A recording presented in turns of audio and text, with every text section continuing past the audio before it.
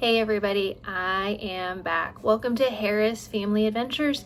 If you're new, we are a family of 3 who do lots of different traveling, and this channel kind of features that. So one of the things that we like to do is go to all-inclusives, both in the Cabo area and in the Riviera Maya area, and there are a ton of videos down below. I know a lot of you found us through our Valentine videos. This one is not Valentine. This time we went back to the Iberostar Selection Paraiso Lindo. So this is part of the Iberostar complex that is south of Cancun and north of Playa. There's tons and tons of Iberostar, so it can get kind of confusing. We actually went last June, so June of 2025, with my whole family. So my parents and my sister and her family, and then the 3 of us. And the deal we've made with Reese, because we tend to go every other year with my family, is that the years we don't go with my family, then Justin, Reese, and I, so our 14-year-old and Justin and I, we would all go, the 3 of us, to an all-inclusive. And the last time we went last summer, we really liked the lazy river. We liked the options for food. There was just a lot that we really liked, and so we decided to go back there this year. If you've been around, you know that typically when the whole family goes, we go to the Barceló Palace, which is just south of Playa, but we decided to go back to the Iberostar. So this is just some tips and tricks videos. I already uploaded last week our room tour. If you haven't seen it, we got like a secret upgraded room, so go back to see that. But these are just some tips and tricks, and I've tried to kind of organize them in my notes down here, so you'll see me looking down. The first thing to know is to try to avoid 3 o'clock in the lobby. And I know you don't necessarily always have power and control over that, but we actually took a direct flight from Kansas City to Cancun. Customs and immigration was easy peasy. USA transfers got us there super fast. So we got there around probably 11:30, and we got checked in, and we were able to use the changing room to get some of our luggage. So pack accordingly depending on what time you're getting there. So we just needed 2 of our bags and got our things all ready and headed to lunch. And they had told us our room was not ready to come back at 3.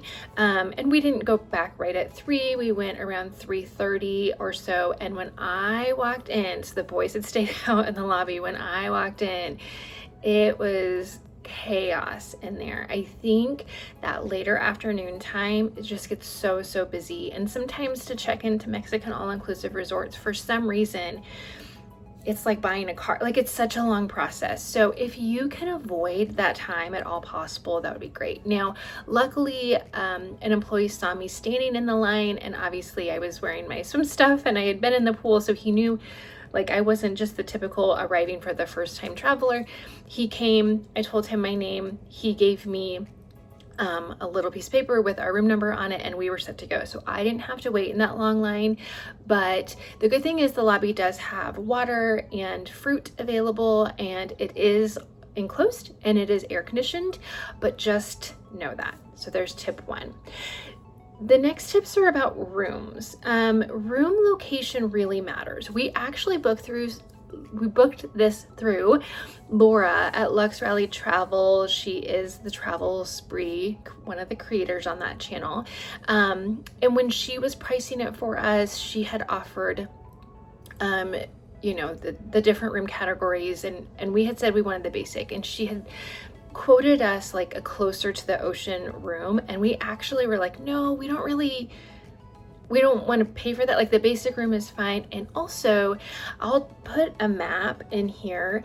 The Lindo is kind of perpendicular to the ocean, so it really stretches far. So the closer you get to the ocean, the farther you are from the lobby area, which has like the aqua bar that we like to go to, and the sports bar that we like to go to, and the coffee shop, and the theater, and some of the restaurants, and the buffet. And so room location really matters. I would not say to be close to the ocean. We ended up, again, if you saw our room tour, we ended up with kind of like an oceanfront. We couldn't see it because of the mangrove forest. but I clocked it on our last day. From our room to the lobby was 4/10 of a mile, which isn't a super long ways, but if you like leave your room and then you go to breakfast and then you go back to your room to grab your things and then you go walk to the pool and then maybe you go to eat lunch and then you go back to your room and then you go to dinner and you go back to your room, at some point that really can add up. And if you are wearing probably not tennis shoes, I didn't take any tennis shoes, you know, if you're wearing flip-flops or sandals or any type of that thing, it can really add up. And luckily, because we went in March this year, the weather was great, temperature was not a problem. But last year it got really warm. So if you have any kind of mobility challenges, especially, I would say stay closer. The cheaper rooms I think are closer to the lobby, and I think that's just fine. It's beautiful. The floors are a beautiful tile. They are very slippery. This is not special to just Iberostar. This is common at a lot of all-inclusive we've gone to. So here is a tip. We would take our pool towels. We would not get clean ones at the end of the day. We'd schlep those dirty ones up because they're wrapped around us anyway. We would lay the pool towels down on the bathroom floor. They're already dirty, and then that way it just provided some extra coverage, some extra water cleanup, and then we wouldn't be as slippery. So there's a tip for you. They're huge pool towels. Put them on the floor, and then the next morning, carry those pool towels down and get your clean ones. Okay, power solutions. If you've seen any of my packing lists, it's been a while since I've done one, but one of the things that we have is one of those, I mean, they're very common. You can find them anywhere. It's kind of like an extension cord, but it's kind of like a cube, and there's places to plug in USB-C, USB, just regular outlets, and I'm going to reference that room tour a lot. In the room tour you saw, we just took a table and we plugged that in, and then we had things plugging and charging at all times. That is immensely helpful. In our room setup, we did not have any plugins accessible near the beds at all, any of them. And I travel with my fan, my little fan. And so luckily I also travel with a travel adapter. No, travel charger, that's the word I'm looking for. And so I would charge the charger during the day, and then that could run my fan at night. But yeah, you're not gonna have your phone charging next to you in bed. So just have as many charging solutions as possible. They tend to not be super big, and we had a really big room and there were not a lot of outlets, so take something to help with charging. Okay, let's move into food a little bit. Last year I made a video all about the different food options between the mall and the beach bar and then the buffets, and then there's 2 open for lunch. So we did kind of a combination of those things. One of the things that we did was the hibachi. So the hibachi is one of the restaurants that you need reservations for. I will say that Iberostar app, I find it to be really helpful in making reservations. And so I had been looking, we got there on a Saturday, and I looked Saturday, and the only hibachi reservations available we're going to be at 9 o'clock at night. So I grabbed the one the next day. So Sunday, our first full day there, for a 9 o'clock reservation. I think the Harrises have decided that we will probably not feel the need to do hibachi again. If you know Valentine, they have a hibachi table as well that you need reservations. I am just not a huge fan of hibachi food, and I don't think it's about the food. I think it's about the experience. We've done a lot of hibachis at a lot of Mexico all-inclusive resorts, and you don't know what you're gonna get in terms of whomever your chef is. That's gonna provide different levels of entertainment, and I've definitely been sitting at a table where I've had a lot of jealousy about another table and their chef was more engaging. And it was fine. It was fine. Here's the thing, it was 9 o'clock, so that's pretty late. We couldn't even get checked into the restaurant until 9 o'clock, and there were about 40 of us standing. I mean, we got there around 8:45, and then more people came in, and there wasn't anybody to even check us in until 9 o'clock. And I did make timestamp notes, probably because I was hangry at this time. We didn't get anything except for water until 9:20. Like, at that point it's 9:20 and we've got nothing except for water, so water is good. We had placed our drink order. We got our drinks at 9:40. So it took 40 minutes to get like a Diet Coke. And then we finally left around 10:10. I am not sure if dessert is included. Last year with my family, we also went quite late at night, and we just kind of left once that main portion of the dinner was done. So we left about 10:10, and then we had a long walk back to our room. So I probably wouldn't recommend, if you've never done a hibachi, if you have young kids and you've never done one, this is a good entry point, because if they don't like the food, you can get something else. You can grab the buffet or do room service or something. But yeah, just know going in, it's you're in for a while. So speaking of room service, last year and this year we got room service, and I don't really remember. Last year I remember we did it the day we were going to hibachi. That was the same that we did this time, just to kind of give us some food, some sustenance to get through. They did not tell me how long it was going to take, and in the app, and I did place the order through the app, they say 3 plates per person that are registered to your room. They didn't tell me how long, and it just continued to say processing, I think was the word that it used the whole time. It took about an hour, and it was fine. It's not great, and it's not big portions. So if you are thinking of that for a whole meal, don't. It's not a meal. It's maybe a snack. The mini bar does not have snacks. I know sometimes in Mexican all-inclusives, in the mini bar, there might be some potato chips or something like that. It's only soda and beer. And we didn't find that they restocked the soda as much as we would have wanted them to, but just know that going into it. Okay, let's talk pools. The towel game is in full force. Now again, we went in March, and so it's spring break time. I don't think it was full spring break time, and I get up early, so it wasn't a big deal. I mean, there were some times it was like, oh, I could have just turned over, but once I wake up, I tend to stay awake. So the towel game is full force. I typically would get down there between 6:30 and 7. And I didn't have a problem, but by like 7:30 or 8, it would be a problem. And I would go down there and I would sit and I would read, or I would look at my phone, and they have internet there. So it was fine, but just know it is in full force. And I'm going to put here. So now what you're watching, this is a video that was at 6:45 on Wednesday morning. So again, this is 6:45. So that's not very late in the morning. And I did hear a family at one point, I mean, we had gone to breakfast, we had come back, I don't even know where the boys were, but they were like, I can't believe all the chairs are filled, it's only 11. I was like, only 11? Oh my goodness. And I will say on Tuesdays are typically when the phone parties happen, and it's even busier then. Because I think there are some people that might, on the other days of the week, go to other pools or other spots in the pool, but especially on Tuesday, get there early. This is something also I noticed on Tuesday, so maybe this was part of the problem, is they did not have all of the chairs out, and they didn't bring them out till about 8:20. There were like 2 main rows of chairs missing, and then they brought carts out and they had the chairs on them. So I'm not sure what else was happening at that time. Okay, something else about the pool. It's 4.3 feet. So I don't, it's very specific.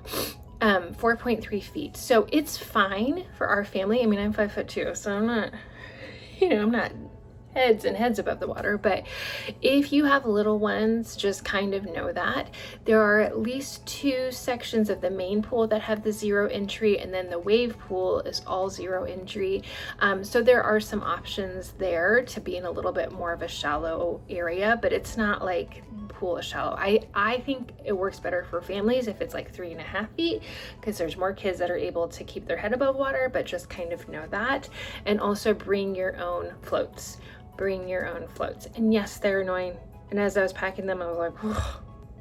So we have the floats with like the cup holders, which I like to have. I know there's other ones that are more popular, but I think having a cup holder is good. And for the lazy river, you're going to want your floats, and just in the pool, you're going to want your floats. There are 10 to 15 provided floats for the resort. So bring your own floats. Okay, shows. We did 2 of the shows. We did the glow show, which I don't even know how to describe, so I'm not even gonna try. It was very good. I liked it. And then we did the 80s show where they are out in the audience and they're gonna be walking through the audience. It's not audience participation, but they're out in the audience. Here's the thing, and we knew this from last year, is go early. Go early for the shows. And I think both times that we went early, they had bingo happening beforehand. There's usually some kind of pre-show activity, so you're not just sitting there. But if you want a seat, go early for the shows.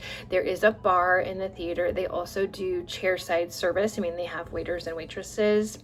It's a really big theater, so they're not, you know, there 100 times, but yeah, go early and just soak it in. We didn't ever use our bug spray, but it was at the shows that all of us got a couple bug bites. Very manageable, nothing that we were like, oh, it didn't ruin anything. But that is also probably where you're gonna need the bug spray the most. Okay, just a couple other things in terms of transfers to and from. So I said this time we used USA transfers. Here's a tip, obviously, because this is a tip video. I think we've used USA transfers 3 times. 2 of those times, Justin has tipped, money-wise, $20 US for our arrival.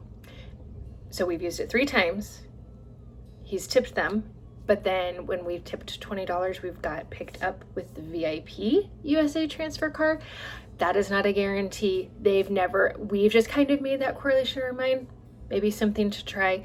We're actually going back, Justin and I, with my sister in a couple of months, my sister and brother-in-law.